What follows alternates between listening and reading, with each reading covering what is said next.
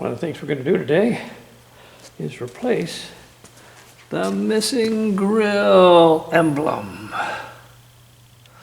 Now, you know, the club store has these for an incredibly reasonable price of like $50. I can remember 20 years ago when these things were not available. I paid over $200 for a new old stock one, and these are much better. So, how do you install these? Well, if you'll notice, you can see in the glue residue the imprint from the back side of the original emblem. And there is also right here a little pin which will engage, and that way you won't put this thing on at a weird angle.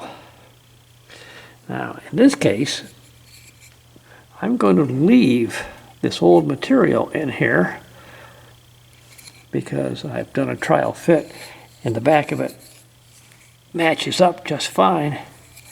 I'm going to use RTV, and slobber it in there, and away we go. One of the easiest jobs of the day.